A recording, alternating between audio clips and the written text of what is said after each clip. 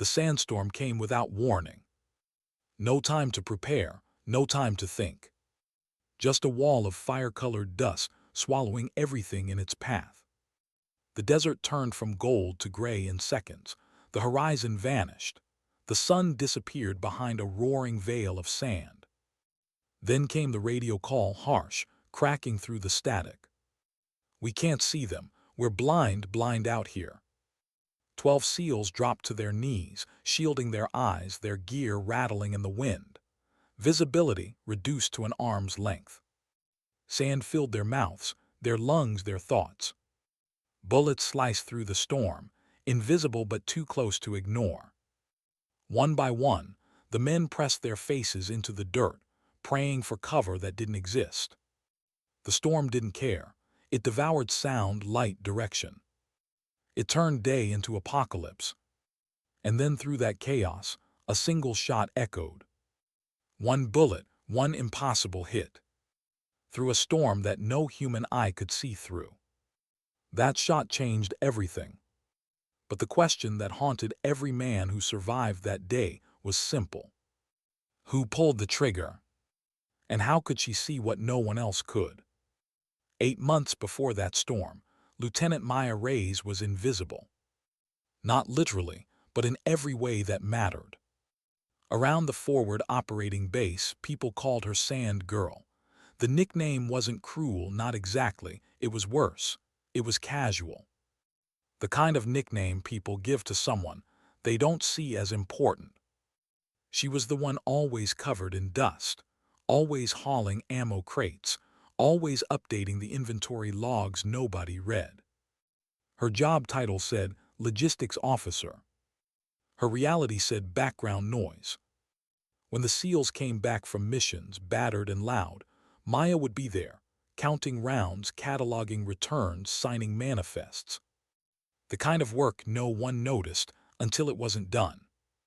"Hey, Sand Girl," Petty Officer Jenkins called across the depot once. "Need another pallet of 5.56 moved to the armory. And this time, maybe don't mess up the forms, yeah."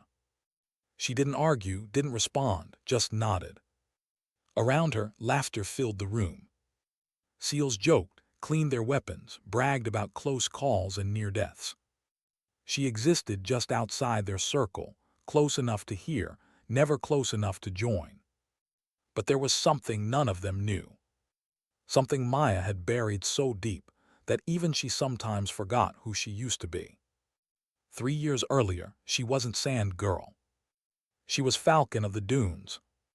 At the International Desert Marksman Challenge in Qatar, she'd stood among 27 elite snipers from 14 nations. 5 days of brutal heat, shifting dunes, wind that changed direction every minute. And on the 5th day, when visibility dropped below 10 meters in a sandstorm, Maya had done something no one else could. A confirmed hit, 3,500 meters. Through a storm that shut down every other shooter. Her name spread across forums, military journals, news outlets. Analysts dissected her technique like it was magic. For 6 months, she was a legend. Then Yemen happened. It was supposed to be routine, a convoy extraction. Her unit was providing overwatch from a ridge above a friendly village. At least that's what intelligence said. But intelligence was wrong. The villagers had RPGs. Seconds before the ambush, Maya saw them raising launchers toward the convoy. Protocol said wait for authorization before engaging near civilians. She didn't wait. 3 shots, 3 kills. 18 lives saved.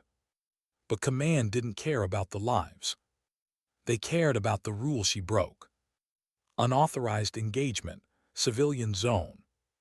The investigation stripped her of her designation. No court-martial, just quiet exile. She was reassigned to logistics, far from the line of fire. The Falcon of the Dunes became Sand Girl. Invisible, necessary, forgotten. In her small quarters beneath the steel bunk, Maya kept 2 secrets.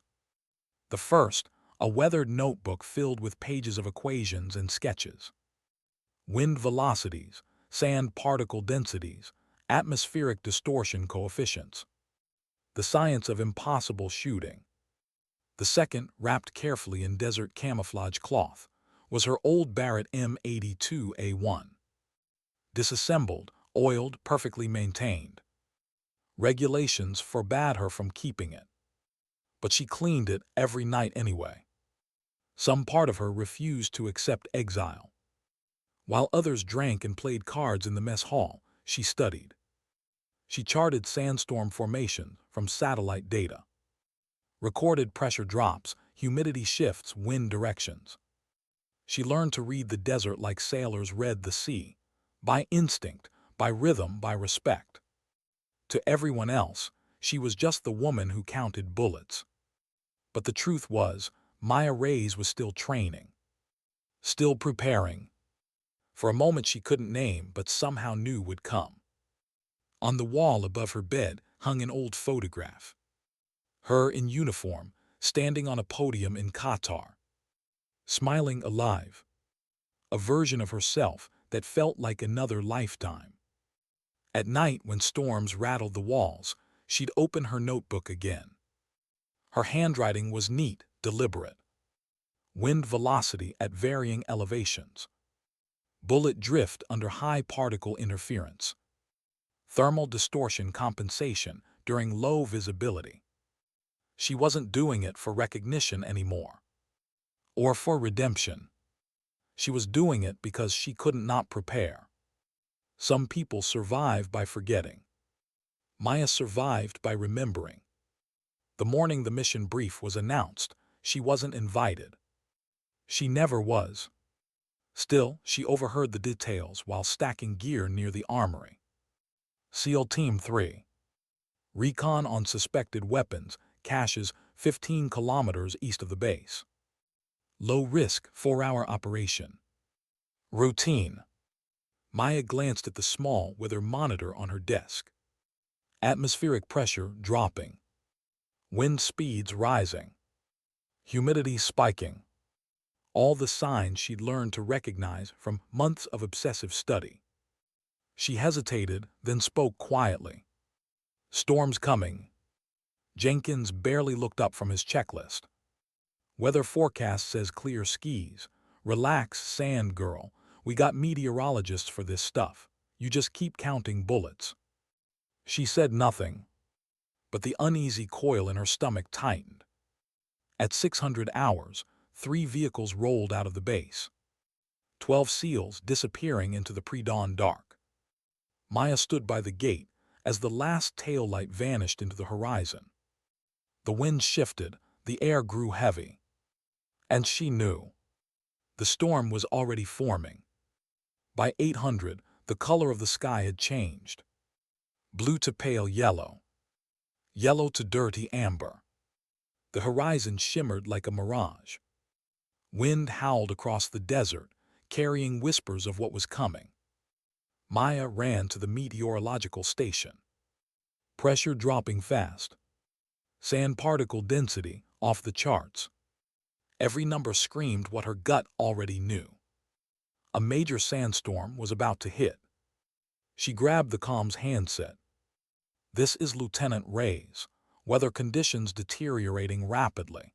Recommend immediate extraction of Team 3. The response was clipped. Noted, Lieutenant. The team will monitor conditions from the field. She stared at the console. The numbers kept falling. 30 minutes later, the storm hit. It didn't arrive like weather. It arrived like war. A roaring wall of earth 300 meters high rolled across the desert. A tidal wave made of sand and fury. It swallowed light. It devoured sound. It erased direction. Within minutes, the sky turned dark orange, then brown, then black. Wind screamed against the base, tearing at roofs and antennas. Sand poured through cracks and seams, choking every open space. And then, the radios erupted. Zero visibility. Repeat, zero visibility. Contact taking fire from unknown positions. We can't see them. We're blind out here. The comms room filled with noise, panicked voices, overlapping commands, static gunfire. Maya leaned over the tactical map. Their last known coordinates appeared as faint green dots inside a narrow valley surrounded by ridges. Her heart sank. It was a death trap. Even in perfect weather, those ridges made ambush likely. In a storm, it was suicide. The enemy wasn't surprised by the storm. They were waiting for it. They'd used it as cover, surrounding the seals in darkness and dust. "Request air support," someone yelled over comms. "Negative," came the reply. "Visibility too low, all birds grounded." "We're taking casualties, multiple wounded, we need extraction now." "Extraction impossible, hold position, repeat hold position." Hold position. In a sandstorm. While being hunted by ghosts. Maya stood frozen, staring at the map, her mind racing faster than her pulse. She could see it all. The valley floor. The ridgelines. The logical firing points. The places she'd studied on satellite maps hundreds of times during lonely nights. She whispered, barely audible. "They're going to die." The comms officer glanced at her but said nothing. "There's nothing anyone can do in this storm," he muttered. "We're all blind." But Maya wasn't thinking about anyone else. She was thinking about herself. Because blindness wasn't her enemy. It was her element. The calculations began in her mind, without conscious effort. Distance, 2,800 meters. Wind velocity, 45 knots gusting higher. Temperature dropping fast. Visibility, 0. To most, that meant chaos. To Maya, it meant data. She'd spent years studying chaos, preparing for it. And now, finally, it had arrived. She looked at the map one last time. Then she turned and walked out of the room. No one noticed her leaving. No one stopped her. Because that's what happens when you're invisible. No one sees you go. She didn't run. She walked steady, deliberate through the howling dark. Sand lashed against her uniform, stinging like fire ants. The wind screamed so loud it swallowed her footsteps. Every instinct said stay inside. But instinct had failed her before.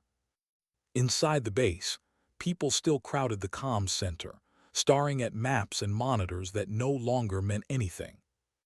Outside, the world had become a moving wall of earth. No sky, no horizon, no life. And somewhere in that storm, 12 men were dying. Maya pushed through the wind, keeping low, her breath muffled by the scarf pulled over her mouth. Every meter felt like a battle.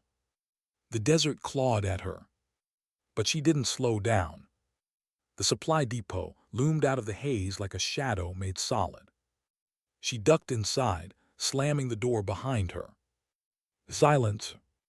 Only her breathing now, rough, fast, human.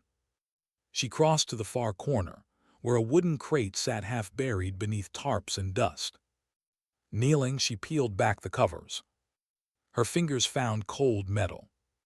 The Barrett M82A1. It had been waiting. Piece by piece, she assembled it, every motion practiced, memorized, sacred. She checked the barrel, cleaned the chamber, loaded 7 rounds of match-grade ammunition, each hand-picked, each perfect. Then she opened her weathered notebook one last time. Every page was filled with years of calculations. Wind drift, air density, powder burn rates, ballistic coefficients for sand interference. Knowledge the world had told her she'd never need again. She stared at the numbers for a heartbeat, then closed the book. Not because she didn't need it, but because she finally was it.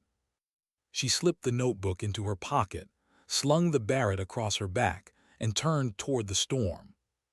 The radio on her belt still crackled with chaos. Delta 3 is down. We're pinned, taking fire from both ridges. We can't see anything, God, we can't see. Maya tightened her grip on the rifle. If they can't see, I'll see for them. She stepped back into the storm. The world outside was unrecognizable. Wind tore at her uniform, lifting sand in sheets. Every breath felt like inhaling ground glass. She wrapped her scarf tighter, kept her eyes half closed, and moved by feel. She knew the base layout by heart. 23 steps to the outer gate, another 35 to the observation tower ladder. Every footstep vanished behind her instantly, erased by the storm. By the time she reached the ladder, her boots were half buried in drifting sand. She looked up, the tower swayed in the wind. The smart thing, the safe thing, would have been to stay grounded. But safety had never saved anyone. Hand over hand she climbed. Metal bit into her palms. The wind roared harder with each meter. Halfway up, a gust nearly ripped her from the rungs. She flattened against the frame, heart hammering, eyes squeezed shut, waiting for the next gust to pass. Then she climbed higher. By the time she reached the top, her entire body was shaking, not from fear, but from the sheer physical force of the storm pressing against her. She crawled onto the platform, anchoring the Barrett's bipod to the railing. Through her scope, nothing. Just a wall of swirling brown and black. She could have been staring into another world. But Maya didn't need sight. She had something else. She closed her eyes and listened. The storm had rhythm. Wind, sand, pressure, all moving in cycles like breathing. It wasn't chaos. It was pattern. She let her mind quiet until she could feel the storm moving around her. Currents and pulses, invisible rivers of air carving the desert. When she opened her eyes again, the chaos wasn't chaos anymore. It was data. She adjusted her scope 2 degrees north. Calculated wind drift, 47 knots lateral. Barrel elevation, 12.2 mils. Temperature drop, 10 degrees Celsius. 1,000 details, processed in seconds. Her finger rested on the trigger. Somewhere out there, a ridge, a target she couldn't see. But she didn't need to. She knew where he'd be. She exhaled, the sound vanishing into the storm. Then she fired. The Barrett roared, the recoil slamming into her shoulder. A tunnel of vacuum cut through the sand for a fraction of a second. Then the storm swallowed it again. No light, no confirmation, no sound of impact. Then, over the radio. Hostile down, southwest ridge. Her breath caught. She didn't smile, didn't even blink. She just adjusted her scope. Second shot. She shifted east by 15 degrees. Distance, 2,900 meters. Estimated target movement, lateral left, crouched. She fired again. Another one down, who's shooting? The SEAL voices were confused, now terrified, but with a thread of hope. Maya ignored the voices. She was in the zone now. This wasn't improvisation. This was years of practice, executed in a storm made for her. She learned to read dust like water. The way it swirled told her where the ridges curved. The way it danced told her where heat distorted air. To anyone else, it was blindness. To her, it was language. The third shot came harder. The wind shifted mid-calculation. She adjusted elevation, corrected for drag. Boom! Sniper, it's a sniper, but where? She could almost hear the panic in the enemy's chatter. Through translated intercepts, the command center began catching fragments. We're being picked off. Impossible, no visibility. Ghost sniper, it's the wind itself. Maya didn't know what they were saying, but she could feel it. Their fear. The fourth shot came faster. The fifth instinctive. Each one a conversation between her mind and the storm, a rhythm of math and intuition. By the sixth shot, her shoulder was bruised, her ears ringing, her hands trembling. The Barrett kicked like a beast, each blast echoing through the tower frame. Sand hammered her face, filled her hair, buried the rifle stock. Still, she stayed steady. The SEAL radios buzzed with confusion and awe. "Whoever's out there, keep firing. We've got cover. Move, move, move." She could hear movement now, soldiers rallying, voices steadier. They stopped waiting for death. Because someone, somewhere was seeing for them. But the battle wasn't over. There was still command chatter among the hostiles, coordinated, disciplined. Someone was leading them, keeping the ambush alive. To end it, Maya had to find him. She switched channels, scanning intercept frequencies, listening to static between bursts of Arabic commands. She triangulated direction by faint signal delay, a trick she'd practiced out of boredom during long shifts. North Ridge. Behind a cluster of boulders. High elevation. The enemy commander. Distance 3,200 meters. Wind speed unpredictable. Temperature flux high. She ran the math automatically. Drag coefficient, wind shear, vertical deflection. Every factor screaming impossible. Even for her. But she'd spent years studying the impossible. And tonight, the impossible was all she had. She steadied her breath. Her heartbeat slowed. For a moment, the world shrank to the space between trigger and target. One inhale. One exhale. Pause. She fired. The Barrett roared one last time. The bullet vanished into the storm. A silence followed, sharp, absolute. Then the radio crackled. "Enemy command is down. They're retreating." Maya lowered the rifle. Her hands shook. Her entire body trembled from recoil and exhaustion. But the sound that came next wasn't wind. It was relief. It was life. "We're clear, they're pulling back.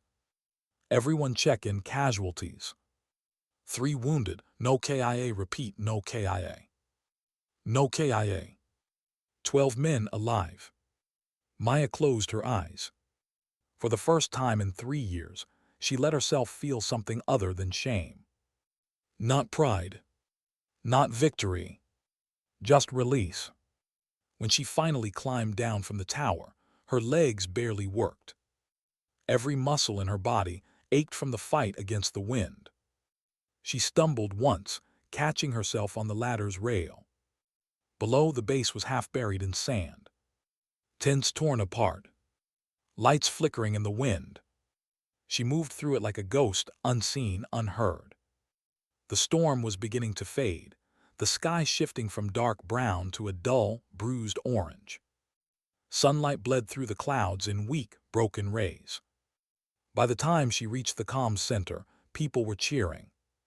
The SEAL team's icons glowed green on the map, all accounted for. Voices shouted in disbelief. Whoever that shooter was, they saved them. No one could have made those shots in a sandstorm. When Maya stepped through the door, the room went quiet. The comms officer turned, eyes wide.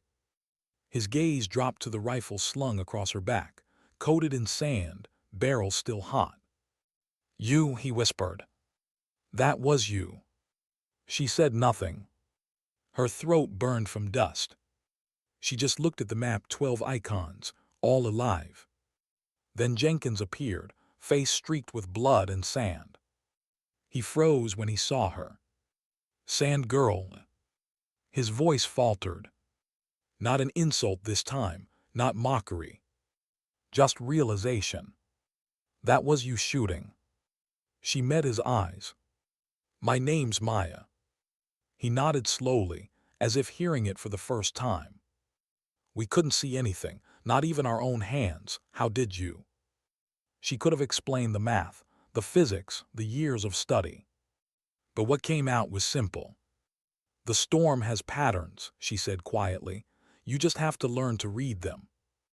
Outside, the first rays of sunlight broke through, scattering golden light over the ruins of the storm. And for the first time, The men who'd never noticed her finally saw her. They called it impossible. 7 shots, 7 confirmed kills, all fired through a sandstorm that turned the world blind. When the winds finally calmed and the desert returned to silence, the survivors didn't celebrate. They just stood there dazed, unsure whether they were alive because of luck, fate, or something else. Maya Reyes didn't wait for anyone to explain it.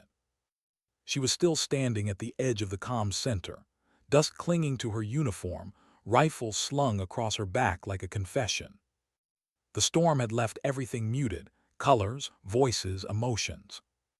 But the silence that followed was louder than the wind had ever been. The first voice to break it came from Jenkins. Rough horse but human again. All 12 accounted for, he said, eyes fixed on the screen. 3 wounded, all stable. Someone in the room exhaled like they'd been holding their breath for an hour. Then the base commander arrived. Colonel Warren, gray hair, straight posture, a man whose voice usually filled every space it entered. But now, even he hesitated when he saw Maya. He looked at her, then at the Barrett and back again. "Lieutenant, what exactly did you just do?" Maya didn't answer right away. Her mouth was dry, her skin raw from the storm. She wanted to tell him the truth, that she'd just done what no one else could because no one else had bothered to prepare. But the words came out simpler. "I gave them eyes."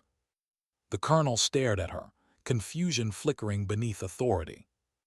"You mean to tell me you engaged from the fob, during a sandstorm, with 0 visibility?" Maya's tone was calm. "Negative visibility, sir. The sand density was over critical threshold. Optics were useless. I calculated trajectories through wind patterns and particle behavior." It sounded insane even to her own ears, science spoken like survival. But every man in that room had heard the radio, had heard 12 lives pulled back from the edge. Colonel Warren didn't argue.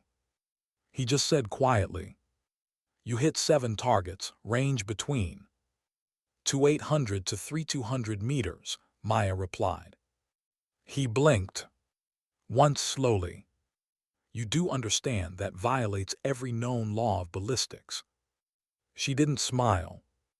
The laws held, people just never read them carefully enough. A few operators in the room exchanged looks, somewhere between disbelief and awe. For a long moment, no one spoke. Then Warren nodded. "Debrief now." They gathered in the operations room, dim lights, coffee gone cold, the storm still growling faintly outside. Maya sat at the end of the table, posture straight, uniform still stained brown. Her rifle rested against the wall behind her like a silent witness. The SEALs sat across from her, faces marked with exhaustion and disbelief. They looked like men who'd walked through death and somehow found themselves on the other side without understanding how. Jenkins broke the silence first. "We thought it was artillery at first," he said, voice low, then realized it was you. He looked up at her. "You killed the command unit. We heard the chatter break. You saved us." Maya said nothing.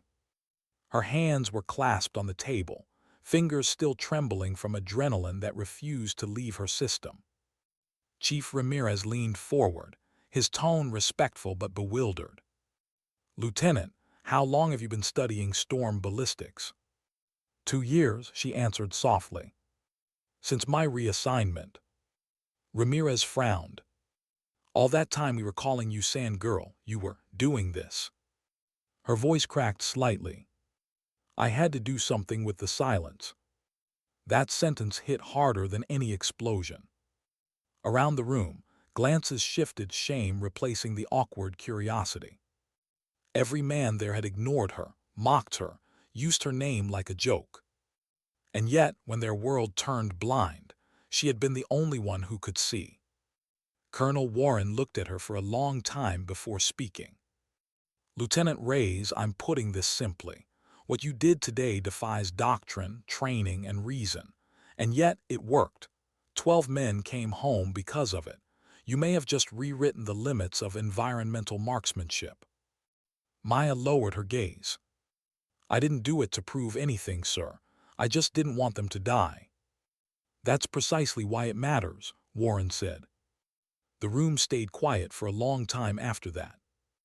Outside, the storm's final gusts whispered against the walls, like the desert itself was catching its breath. When the meeting ended, Jenkins caught her by the door. He looked different now, softer somehow, his bravado stripped away.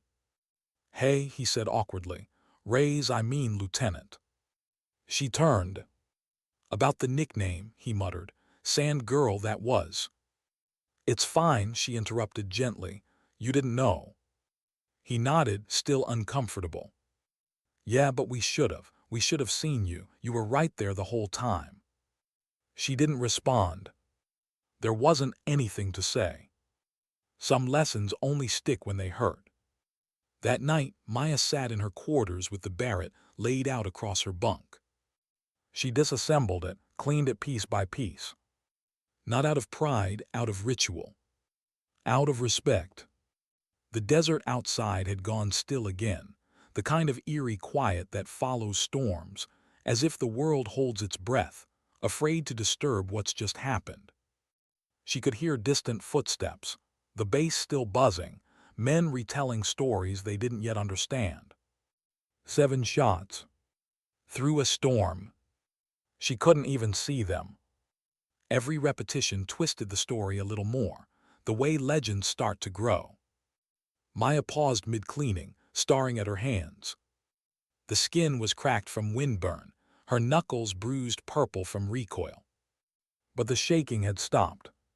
For the first time in years, her body wasn't carrying shame.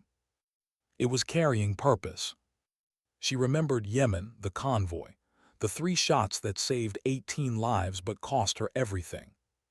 She fired without permission and lost her career. Now she'd fired without permission again and saved 12 more. Funny how the same act could be called insubordination one day and heroism the next. She looked at the rifle, then at the small, worn notebook lying on her desk. For 2 years, that notebook had been her prison and her prayer. Every number, every formula, a whisper of hope she never admitted out loud. Now it was proof that preparation wasn't wasted, even when no one believed in it. She ran her hand over the cover. The storm has patterns. She'd been right. At dawn, the base was quiet. The sky was pale pink, the air still heavy with dust. Word of the impossible shooting had spread overnight. Operators from neighboring units came by the mess hall pretending to refill coffee, but really to see her. The woman who shot through the storm. Maya ate in silence, head down, spoon tracing circles in her bowl. She wasn't used to attention, not this kind. Chief Ramirez approached her table and sat across from her without asking. His face was serious, but not unkind. Command's reviewing everything, he said. Your report, the footage, the comms logs. Maya looked up slowly. For disciplinary action. For commendation, he said. You broke protocol, sure, but you saved a team that should have been wiped out. That tends to balance things out. She didn't smile, but the corner of her mouth twitched like it wanted to. Ramirez leaned forward, lowering his voice. They're also reopening your Yemen file. Someone finally asked the right question. What happens when disobedience saves lives? Maya blinked, stunned. They're reconsidering. Looks like it. You might get your designation back, maybe more. He stood, straightened his uniform, and added quietly. You did good out there, Ghost. The new name caught her off guard. Ghost. Yeah, that's what the team's calling you now. The sniper they couldn't see who saw everything. He smiled faintly. Sand girl's gone, Ghost remains. Later that morning, Jenkins stopped by her quarters. He stood in the doorway, shifting awkwardly, holding something in his hand, a spent .50 caliber casing. He placed it on her desk. "Picked that up from the observation tower," he said. "Figured you might want it." She picked it up, feeling its weight, still warm from the storm's memory. She nodded. "Thanks." He turned to leave, hesitated. "For what it's worth," he said softly, "I'm glad you didn't wait for permission." The door closed behind him. Maya sat there, staring at the brass shell between her fingers. It glimmered faintly in the sunlight, a single fragment of everything that had changed. She placed it beside her notebook, like a punctuation mark at the end of a chapter she hadn't realized she'd been writing. Outside, the desert shimmered under morning light.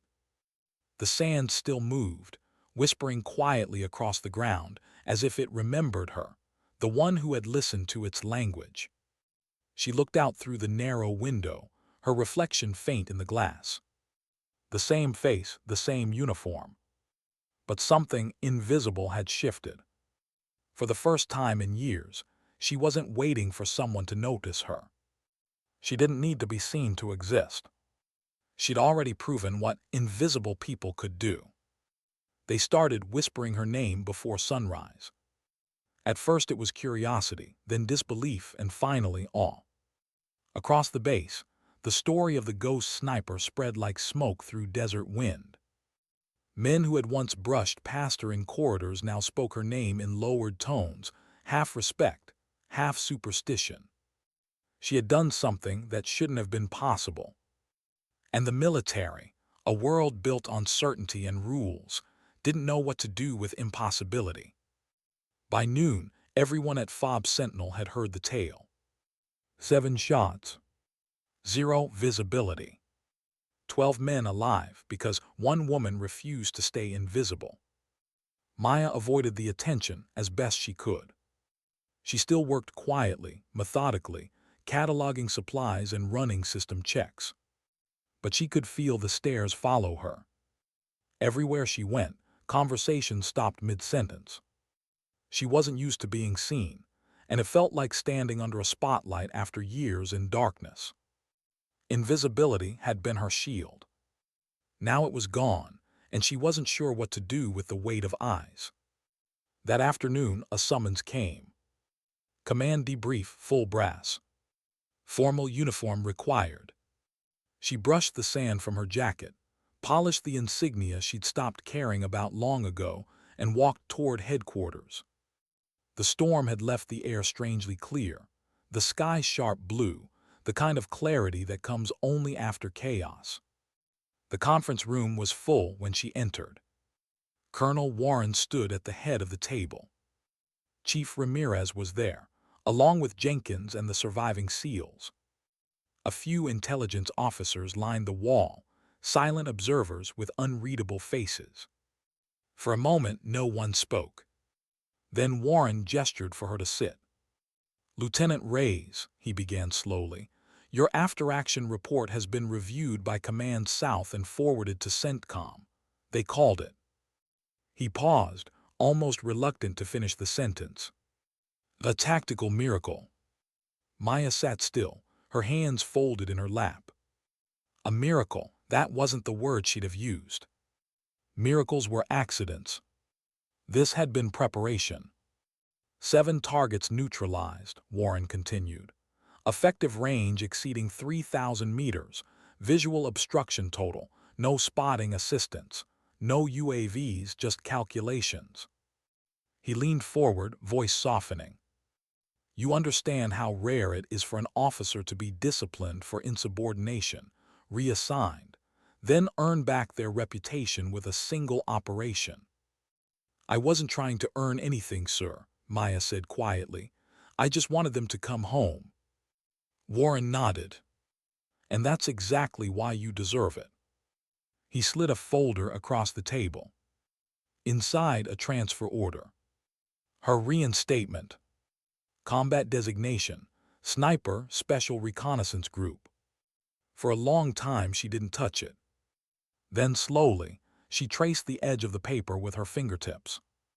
"You're reinstated effective immediately," Warren said. "And there's more.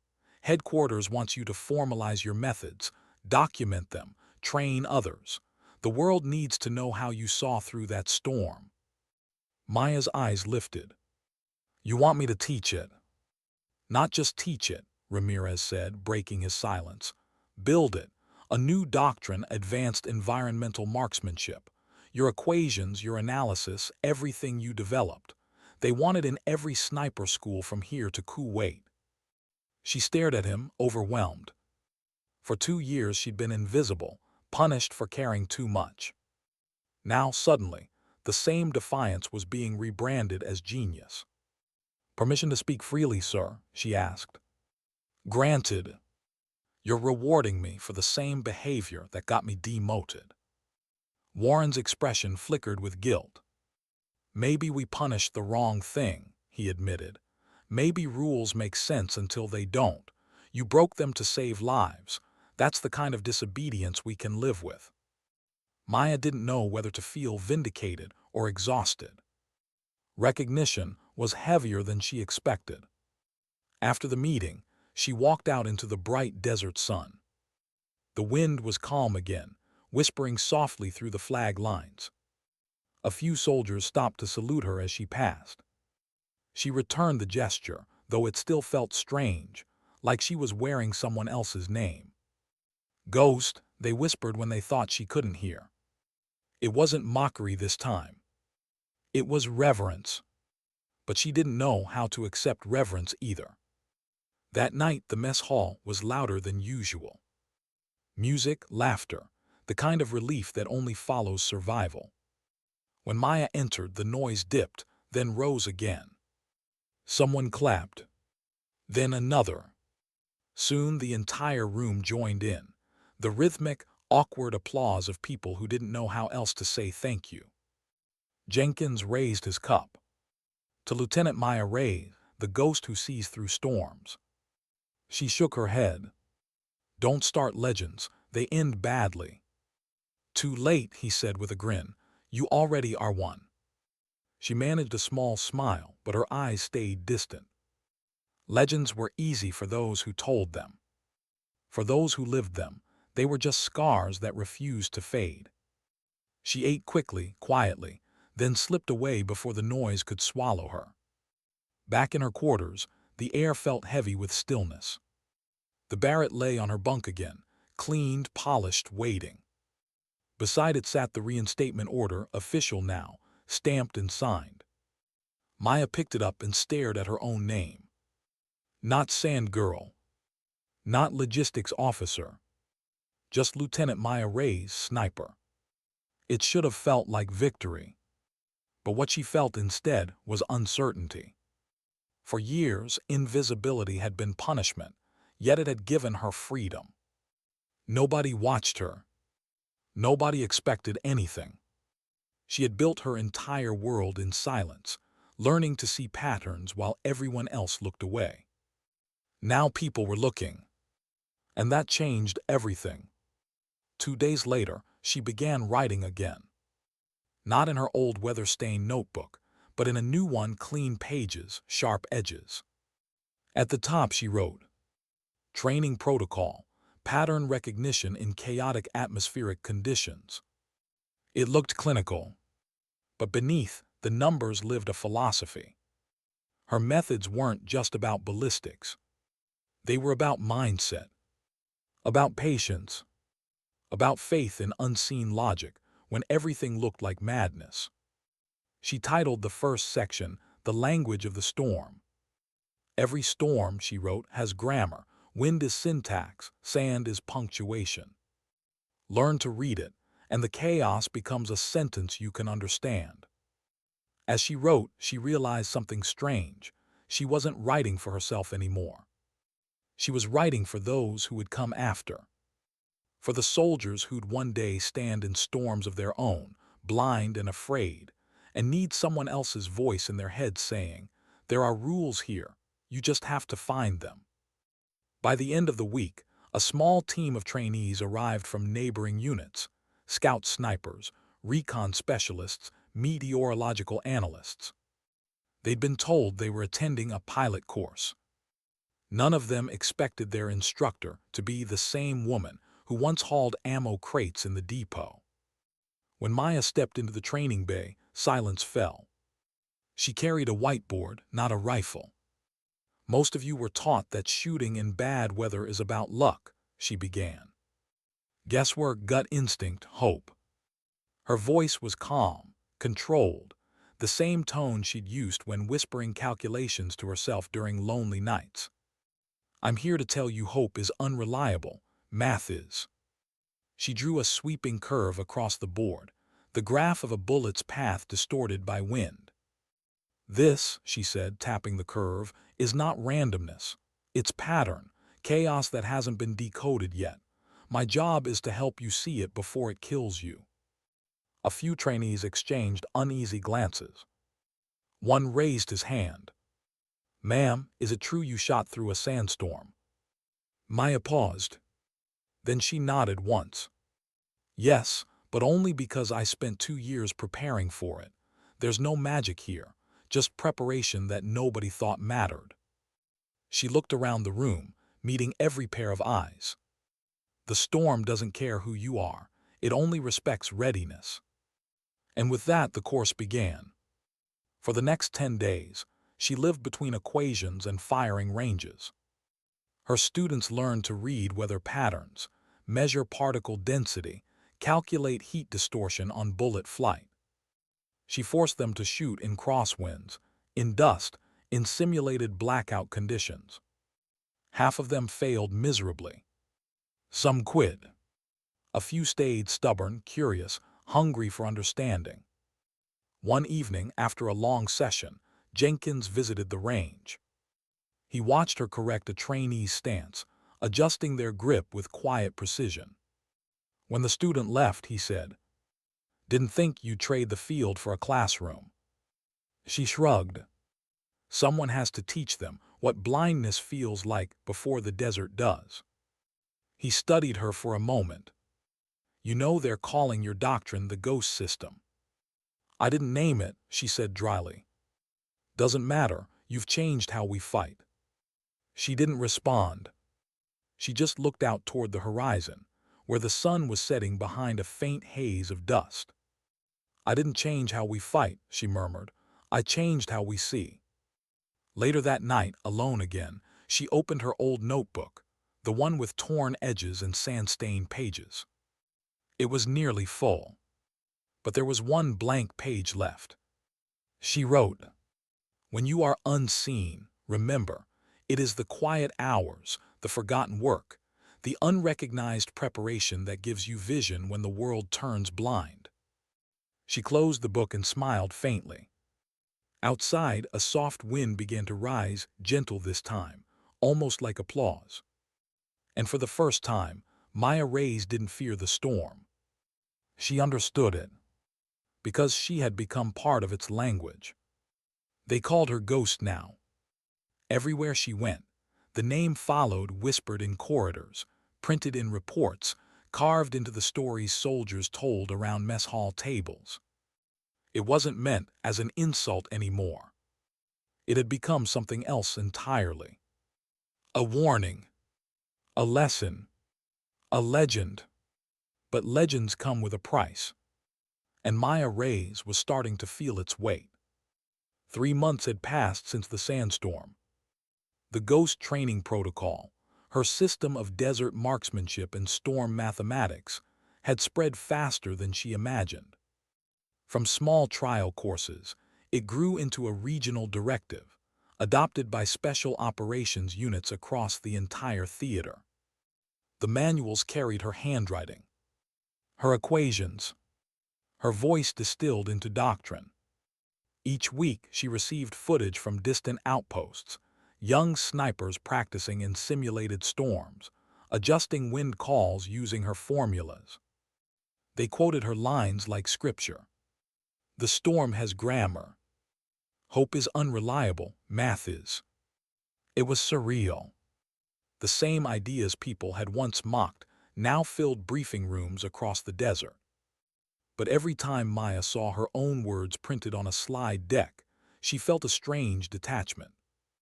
The more people studied Ghost, the less they saw Maya. The person who'd been invisible once was now everywhere, except inside herself. The day started early, as most did now. 400 hours. The base range was still dark, the sky fading from indigo to bruised pink. She stood behind a line of trainees, 12 of them, all from different branches. Each held a sniper rifle, each trying to follow her instructions. The wind was picking up, carrying fine threads of sand across the ground. Perfect conditions, she thought. "All right," she said softly, voice steady over the roaring gusts. "Forget what you see. The horizon's lying to you. Feel the wind not on your skin and your scope. Watch how it breathes." The students adjusted their rifles. A few flinched at the wind's bite. Maya watched their movements carefully, correcting angles, spotting subtle errors only years of obsession could reveal. When one trainee missed his mark, she didn't scold him. She crouched beside him, guiding his hands with patience. "You're fighting the wind," she murmured. "You don't fight it, you listen. You wait until it exhales." He nodded, adjusted, and fired again. The shot hit dead center. He looked at her astonished. She gave a rare smile. "The storm speaks," she said quietly. "You just stopped arguing long enough to hear it." By midday, the training range shimmered under unbearable heat. The sand glowed white. The air rippled like liquid. Maya dismissed her team, then stayed behind alone. She lay down on the ground beside her rifle, feeling the earth's warmth through her uniform. Closing her eyes, she listened to the wind. Every sound was familiar now. The hum of distant generators, the metallic ring of spent shells, the rhythmic whisper of sand brushing metal. But beneath all of it, something else stirred, a hollowness she couldn't name. Recognition hadn't brought peace. It had just replaced one kind of loneliness with another. When she'd been invisible, she'd at least belonged to herself. Now, even her name belonged to others. That night, the base commander requested her presence for a secure briefing. Not unusual, but the timing was strange. 2200 hours. Inside the command tent, the lights were dim. Screens glowed blue with satellite imagery, a series of shifting sand patterns across a vast desert plain. Colonel Warren gestured her forward. "New development, weapons smugglers operating south of Sentinel, complex terrain. Predictive models suggest a storm front within 12 hours. He paused, looking at her meaningfully. "They want you to lead Overwatch. It's your doctrine, after all." Maya's stomach tightened. Another storm. Another battlefield where blindness would test the living. She nodded. "I'll go." Warren studied her face. "You sure? You've been training non-stop. You don't have to prove anything anymore." She met his eyes. "I'm not proving anything. I'm just confirming the math." He smiled faintly. "Fair enough, Ghost. Gear up. We roll at dawn." Sleep didn't come that night. She sat on her bunk with the Barrett across her lap, running her hands over the metal like one might trace old scars. The rifle had become part of her, an extension of the silence she trusted more than people. She thought of the SEALs she'd saved, the ones who still sent her messages from distant posts. Each began the same way: "We wouldn't be here without you." Gratitude was supposed to heal. But gratitude also reminded her of everything she'd lost before she earned it. She picked up her notebook, the first one, the original, the one she'd started in exile. The pages were almost full now. She flipped to the last page and wrote a single line. "When the storm calls again, don't hesitate. Some lessons are only learned by reliving them." She closed the cover gently, as if sealing a memory. At 600, the convoy rolled out. 3 vehicles, a small team, one purpose: intercept the smugglers before they reach the mountains. Maya rode in the lead truck, her Barrett disassembled beside her, the hum of the engine vibrating through her boots. The desert stretched endless and colorless ahead. Even before the storm formed, she could feel it coming, the pressure drop, the dryness in her mouth, the faint tremor in the air. Jenkins, now promoted to chief, sat across from her. He'd volunteered for the mission, despite his command duties. "Feels like déjà vu," he muttered, checking his rifle. Maya nodded. "Storm season's early this year. You ever get tired of being right about the weather?" "Only when people ignore it." He chuckled, then grew serious. "You know, they're still talking about that first storm. The men call it the blind hour. You're a legend now." She didn't look up. Legends are just lies told too many times. "Not this one," Jenkins said softly. "You gave us back our sight." Maya didn't reply, because deep down she knew the truth. She hadn't given them sight. She'd only learned to see when no one else wanted to. By the time they reached the valley, the sky was already fading from blue to dull orange. Dust rippled across the dunes, gathering in low swirls like spirits rising from the earth. Maya stepped out of the truck, squinting against the wind. Her team spread out, setting up overwatch positions along the ridge. The radio crackled. "Storm cell moving fast from the northwest. ETA 40 minutes. 40 minutes before the world turned blind again." She checked her gear, assembled the Barrett with mechanical precision, and set up her rangefinder. The air smelled of static and iron, the scent of an approaching monster. As the wind built, she spoke into her comms quietly. "All units, anchor your optics. Adjust elevation 3 mils down for particle distortion. Remember, if you can't see, trust the math." The responses came back steady now, disciplined, confident.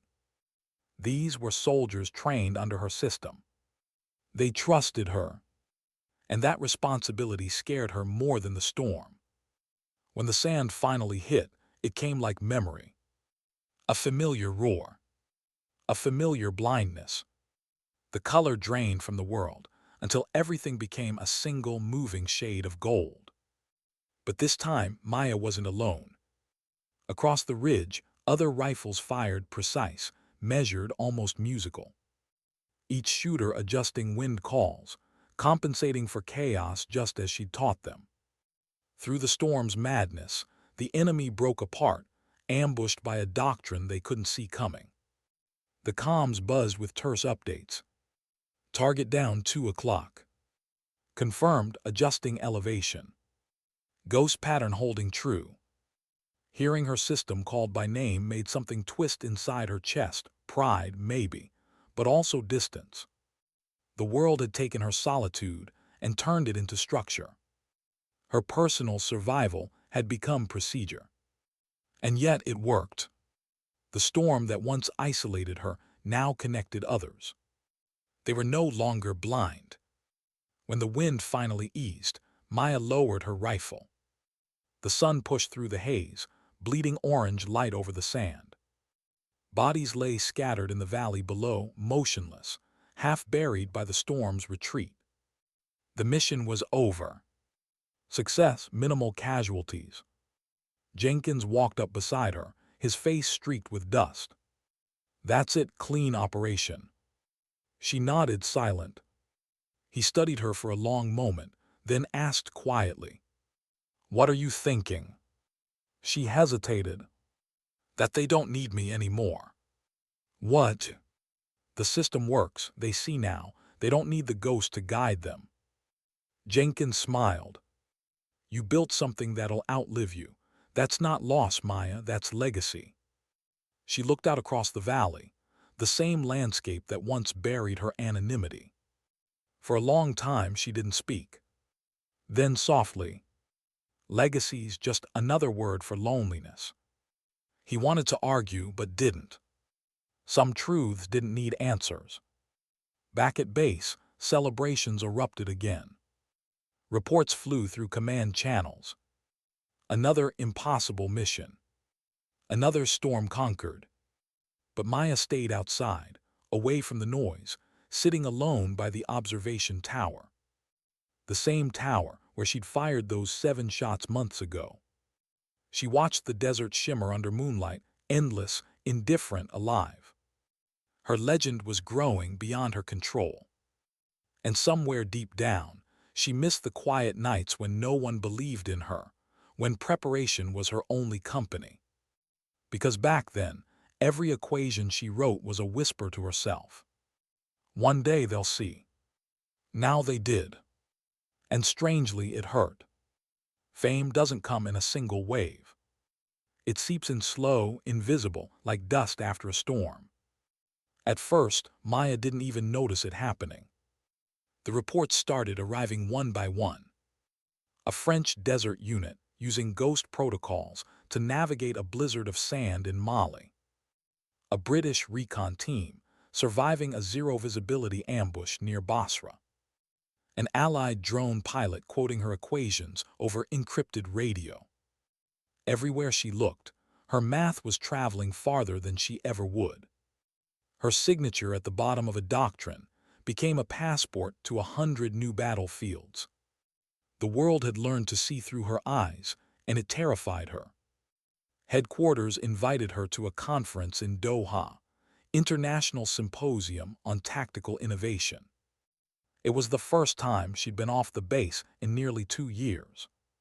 Civilian clothes felt foreign against her skin, metals weighed heavier than armor. When she walked into the glass auditorium, the noise hit her like gunfire. Hundreds of officers, analysts, engineers, all there because of the system she had built alone in silence. Banners displayed her code name beside the title, The Ghost Method. She froze at the entrance. On the stage, a large screen played footage from training exercises. Young snipers firing through artificial dust clouds, each correction guided by her algorithms. The crowd clapped as bullets found unseen marks. Maya couldn't move. She wasn't used to being celebrated. Applause felt like static, loud, meaningless. When they finally called her name, she stepped to the podium, heart pounding in her throat. 2 years ago, she began, I was a logistics officer. My job was counting ammunition, not firing it. No one saw me. But invisibility can be a teacher. It gives you silence, and silence forces you to listen. Her voice steadied as she spoke. She told them how storms could be read, how chaos followed rules. She told them that numbers had saved lives not because they were perfect, but because preparation was. The audience leaned forward, hanging on every word. When she finished, they rose to their feet. She smiled politely, bowed her head, and felt absolutely nothing. Later, in a quiet corner of the conference hall, a civilian approached her, a thin man with clean hands and 2 bright eyes. He introduced himself as a defense contractor.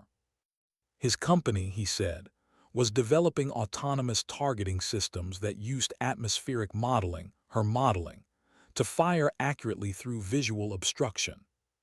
Your equations are elegant, he said. We're implementing them into drones. They'll see even when humans can't.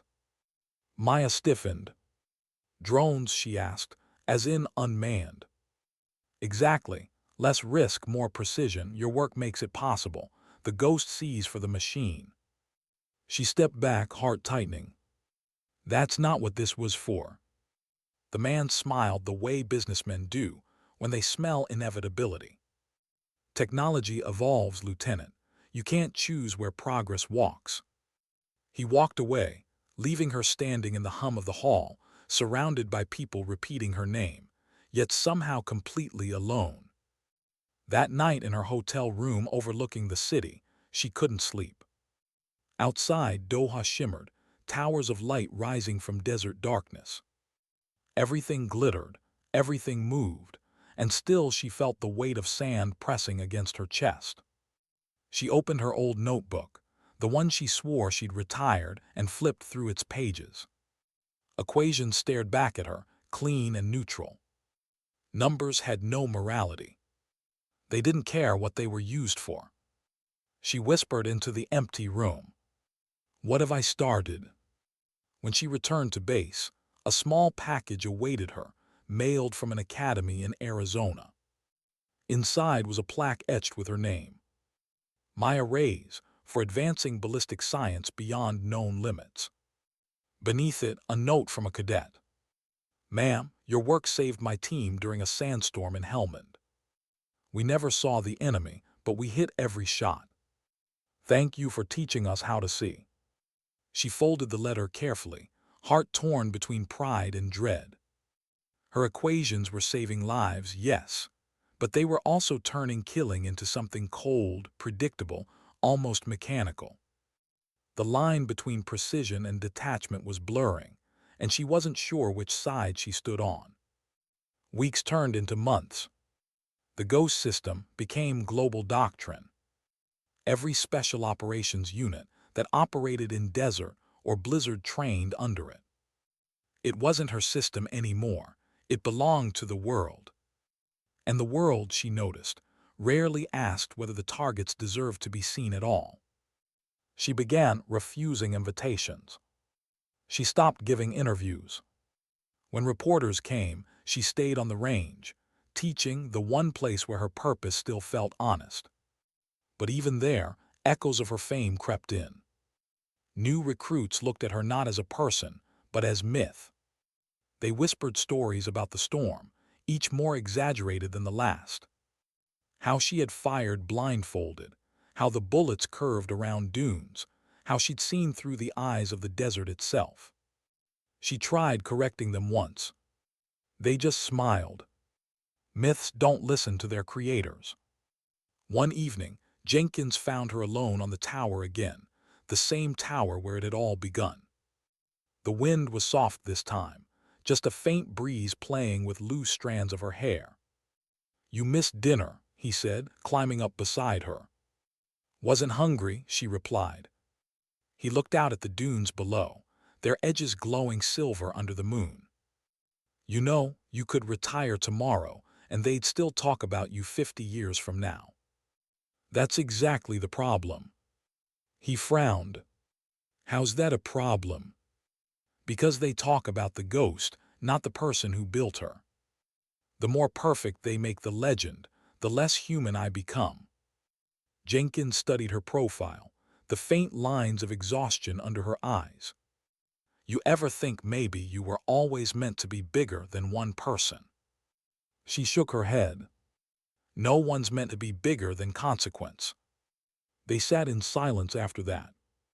The desert stretched endless, timeless, indifferent. A week later, Command called her to review field data from a foreign engagement, an Allied strike that had used her targeting model. The footage was precise, surgical, devastating. Every shot found its mark. Dozens of targets fell before a single soldier set foot on the ground. But when she asked about collateral reports, the analyst hesitated. "The dust made confirmation impossible," he said, "but metrics indicate success." "Success?" She stared at the screen, at the storm of data points dancing like ghosts over a dead landscape. No faces, no breath, just coordinates. Her coordinates. She turned off the monitor and walked out without a word. That night, she went to the firing range alone. No spotters, no trainees. Just her, the Barrett, and the desert wind whispering like an old friend. She set a single target 3 kilometers out, a steel plate, nothing more, and sat behind her rifle for almost an hour without firing. She wasn't calculating this time. She wasn't proving anything. She was remembering. The sound of Jenkins, panic over the radio. The blindness. The decision to act when no one else could. That moment had defined her, not the fame that followed. And she realized something she hadn't said out loud before. The storm hadn't made her extraordinary. It had simply revealed what preparation could do when no one else was ready. She smiled faintly. Then she packed up the rifle and left the target untouched. Days later, a message came from Colonel Warren. Command wanted to expand ghost protocols into mountain and urban environments. They were forming a research division, the pattern initiative, and wanted her to lead it. "You'd be shaping the future," he said. "No one's more qualified." Maya hesitated. The offer was power, influence, legacy, everything she once thought she wanted. But she'd learned something about storms. They don't end. They just move. She thanked him, then declined. "Sir, I think it's time I teach something else," she said quietly. "Not how to shoot through the storm, but how to see people inside it." He nodded slowly, understanding more than he admitted. A month later, she transferred to a new post, an instructor's role at a joint training facility. Her classes were smaller now, her lectures quieter. She taught the same physics, the same math, but with a different message woven between the formulas. "The storm isn't your enemy," she'd tell them. "Neither is the person on the other side of it. The real enemy is blindness, the kind that comes from thinking you already see everything." Some of the younger soldiers didn't understand, but a few did. And that was enough. One evening after class, a cadet approached her. Barely 20, nervous, clutching a notebook full of half-formed equations. "Ma'am," he stammered, "I just wanted to say your story keeps me going. I'm not good at being noticed." Maya smiled. "That's all right. Being unseen isn't failure. Sometimes it's the best training ground there is." He hesitated. "Do you ever miss it, the legend?" She looked out the window, watching the desert fade into dusk. "No," she said softly. "Legends don't breathe, people do." He nodded, still unsure what she meant. But she knew he would someday. That night back in her quarters, she opened a fresh notebook. The first page was blank. She picked up her pen and wrote, "The storm will always return. And when it does, someone will need to see again. If my equations help them survive, good. But I hope they remember, the numbers are nothing without the heart that fires the shot." She set the pen down, listening to the wind rise outside. It wasn't violent this time. Just steady, rhythmic like breathing. Maya closed her eyes and let it wash over her. For the first time in a long time, she felt peace. Not the peace of recognition or victory, but the quiet acceptance that sometimes the best thing you can do for the world is to let it see through you. Then step aside before it forgets you were ever there. The desert was quiet again. For months, nothing but wind and drills, lectures and equations. Students came and went. New recruits learned to read the air, to listen for invisible rhythms. Maya Reyes had become the calm at the center of everyone else's storm. They called her instructor Reyes now. Not Ghost. Not Sand Girl. Just a name. It felt right. But peace never lasts long in places built on conflict. It was a clear morning when the call came, one more mission, one more storm. The briefing room hummed with tension. Satellite images glowed on the screen. A border outpost isolated in a canyon, visibility dropping by the hour. A trainee team, half of them Maya's students, had been deployed there for observation drills. The weather had turned. What was supposed to be mild wind had become a full-scale sand cyclone. Communications lost. Extraction impossible until the storm broke. The commander looked at her. "They're your kids, Lieutenant. You trained them. If anyone can reach them, it's you." She stared at the swirling satellite feed. Her own voice echoed in memory. "The storm has grammar." She taught them to read it. Now they were trapped inside it. "I'll go," she said. An hour later, the helicopter lifted off. The world below dissolved into amber chaos. She rode in the open hatch, headset crackling, wind clawing at her uniform. Her old Barrett rested beside her, the same weapon she'd sworn to retire. Jenkins' voice came through comms. He was coordinating from base. "You sure about this, Maya? They're trained on your system. Maybe they can ride it out."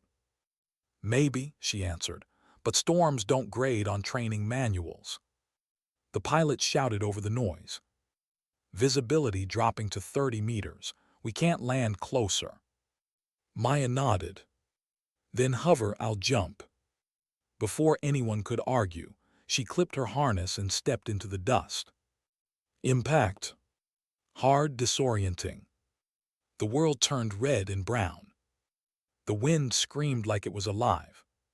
She crouched low, shielding her face, counting breaths. Sand grated against her teeth, filled every crease of her gear. Then she started walking, slow, deliberate, guided by memory and instinct. Each gust carried information: direction, density, temperature. The language she'd studied for years whispered around her.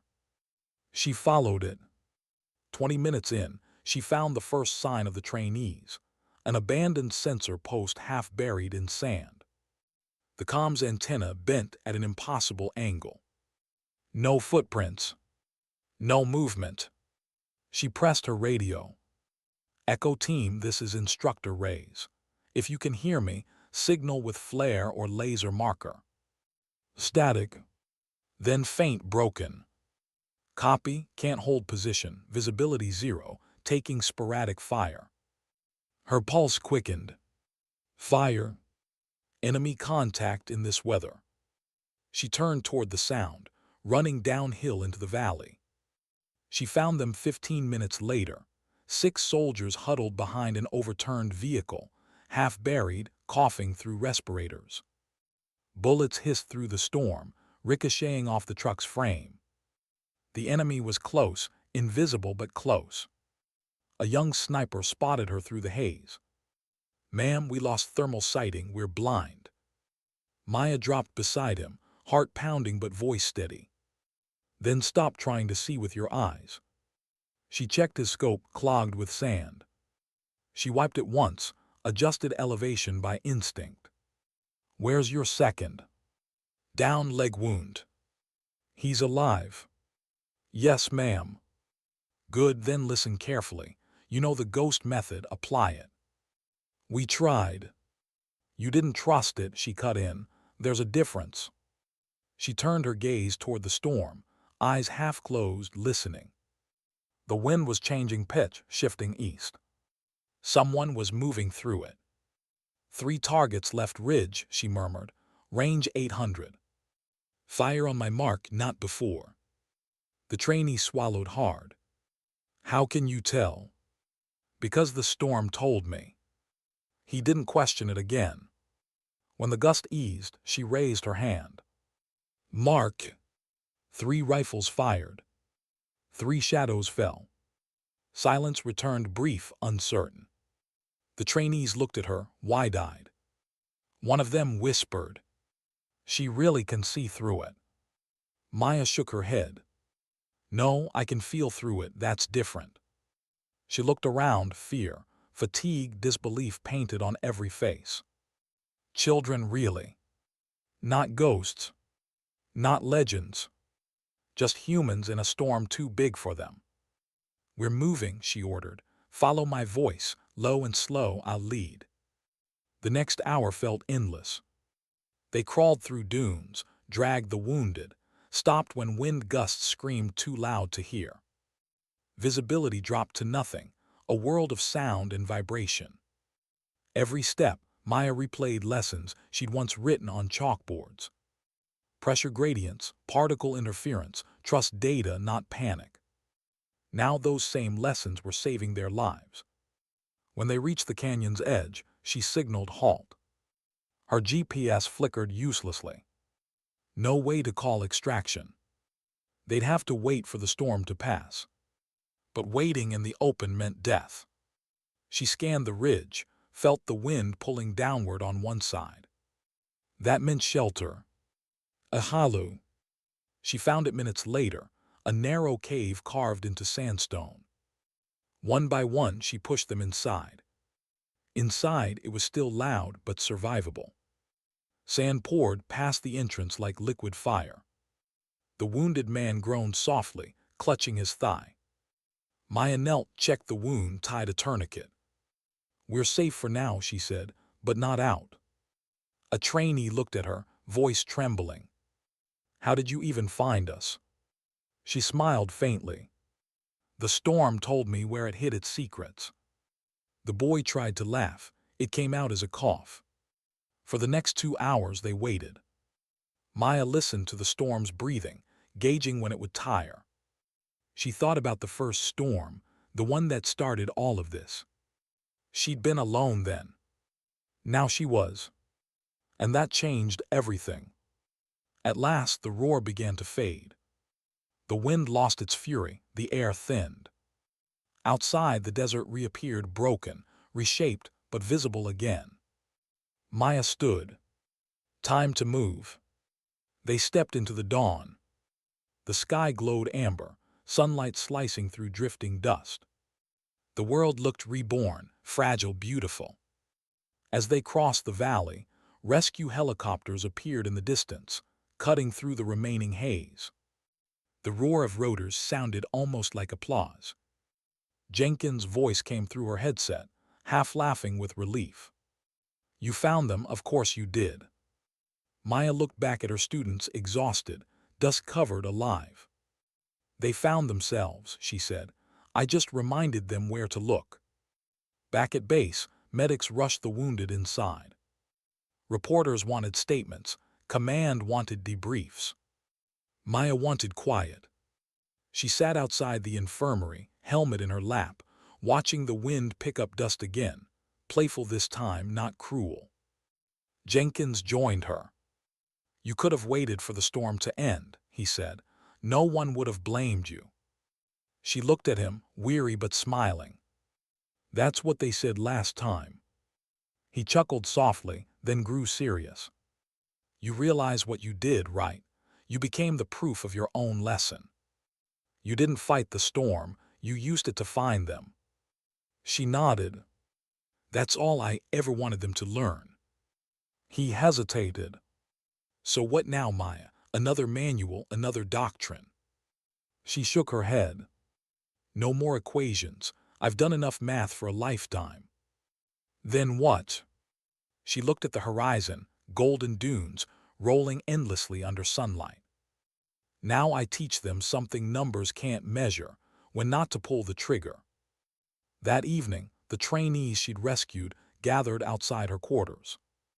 They stood awkwardly, holding a small piece of metal, a shell casing polished bright, engraved with one word: sight.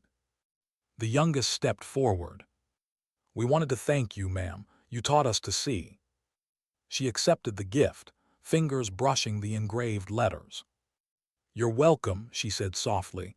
"Just promise me one thing." "Anything."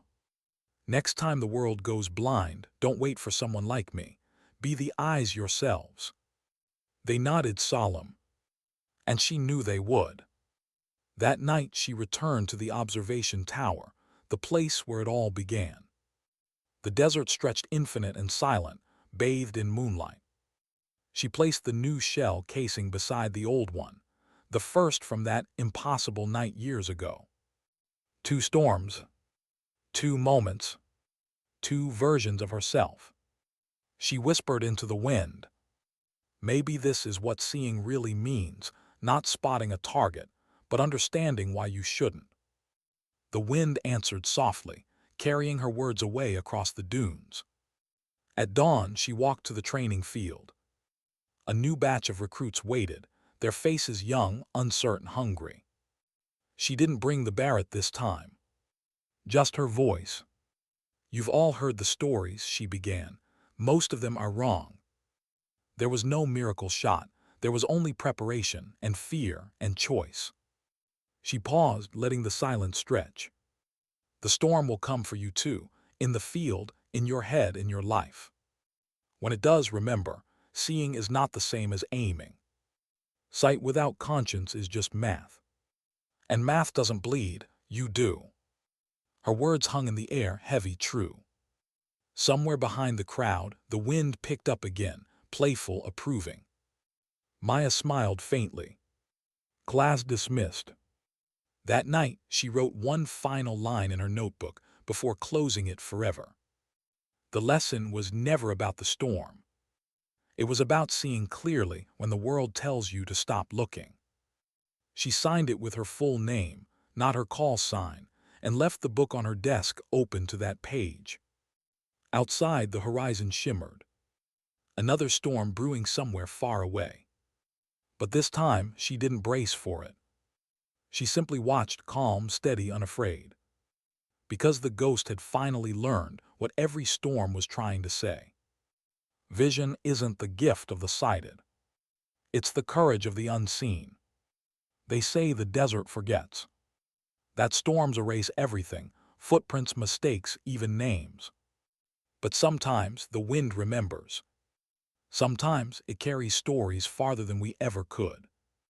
Maya Reyes had stopped chasing recognition long ago. Now she woke each morning to the sound of training rounds cracking in the distance, the rhythm of a new generation learning to see. She wasn't leading missions anymore. She was leading moments, one soldier at a time. The ghost doctrine had become standard military practice across nations. Her students taught it now, passing it from base to base, whispering her name only when the wind turned red. To them, she wasn't a legend or myth anymore. She was the principle behind their courage, the calm voice that said, "Wait, listen, feel." But to Maya, all of it felt distant, like echoes bouncing off canyon walls. She'd traded glory for meaning, and meaning was quieter than she expected. One afternoon, she stood alone on the edge of the range, watching a trainee, a young woman named Alvarez, adjusting her scope. The girl reminded Maya of herself, back when her hands still shook before the first shot. "Breathe," Maya said softly. "Don't chase the target. Let the wind tell you when it's ready." Alvarez nodded, took aim, and fired. The steel plate sang across the field, a clean hit dead center. Her eyes widened with disbelief. "Was that luck?" she asked. Maya smiled faintly. "No, that was patience finding its moment." She walked away before Alvarez could ask more. Because the truth was simple. Once you understood the storm, you stopped needing to explain it.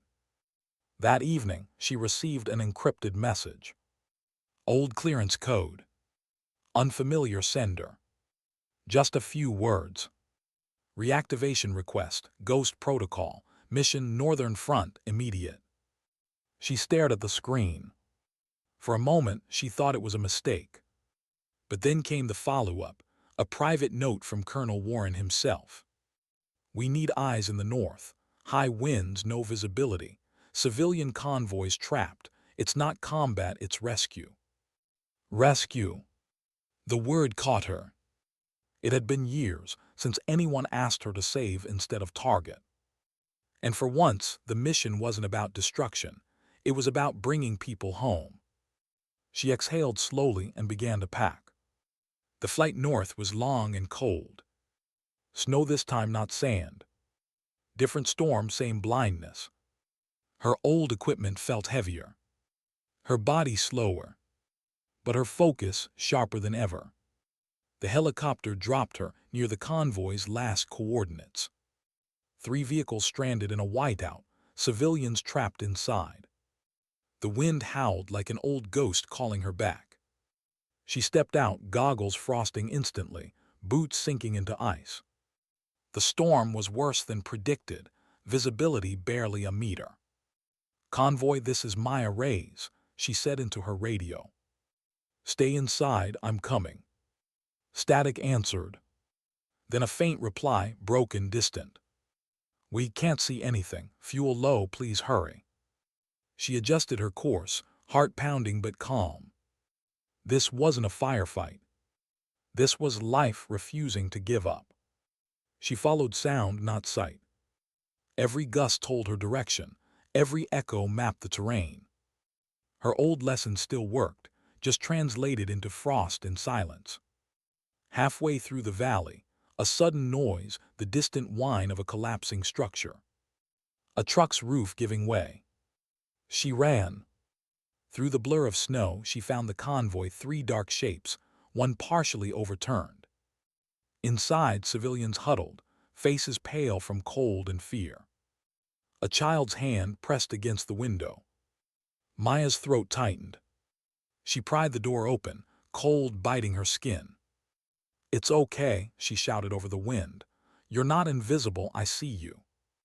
It was the first time in years she'd said those words out loud. And maybe, deep down, she wasn't saying them to the survivors, but to the version of herself she'd once been. She worked fast, checking vitals, distributing heat packs, stabilizing the overturned truck. Her training wasn't for rescue, but math didn't care what it was saving. An hour later, the rescue choppers broke through the storm, lights cutting like halos across the white. When the last civilian was aboard, the pilot radioed her. "All accounted for. Raise, that's everyone. Let's get you out." But she didn't move. She stood there, snow swirling around her, eyes on the blinding horizon. The pilot called again. "Raise, we're waiting." She smiled faintly, whispering to the storm, "You always did know how to say goodbye." Then she climbed aboard. Back at the airfield, command met her with applause. It sounded like static again, polite, distant, irrelevant. But when she saw the rescued civilians thanking the medics, hugging their children, crying into gloved hands, that she felt. Jenkins found her later, hair grayer now, eyes still tired. "You never stop, do you?" She shrugged. "Storms don't either." He chuckled softly, then grew serious. "You know, you could have died out there.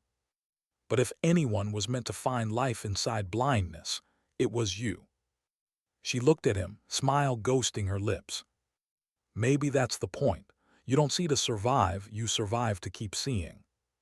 Months passed. Maya officially retired the next spring. No ceremony. No speeches. She just walked out of the base one morning, turned in her ID, and left the gates behind. She settled in a small coastal town, the kind of place where storms came from the sea instead of the sky. Her neighbors knew her as the quiet woman who walked the cliffs at dawn, notebook in hand. They didn't know what her hands had built, or how many lives her silence had saved. And she liked it that way. Sometimes at night, she'd sit on the porch listening to waves crash below. The ocean wind felt different from desert storms, softer, less cruel. But when it rose just right, she could almost hear sand again. She'd smile, sip her tea, and imagine her students out there. Alvarez, Jenkins' son, the young cadet who once asked if legends breathe. All of them now leading teams, teaching, saving others. She given them equations once. Now they carried her conscience. One morning, she received a letter in the mail. No rank, no seal, just handwriting she didn't recognize. "Ma'am, I was one of the civilians you rescued in the northern storm. I didn't know your name then, but I remember your voice saying we weren't invisible. I wanted you to know I became a rescue pilot because of you. When the storm hits, I remember that voice. Thank you for seeing us." Maya folded the letter slowly. Her eyes burned, but she didn't cry. She just sat there, letting the words settle like dust after battle. Because that was the answer she'd been waiting for. Not fame, not legacy, just proof that seeing could be inherited. That evening, she walked the cliffs as the sun began to set. The light turned gold, the same color as desert storms. Wind tangled her hair, salt mixing with memory.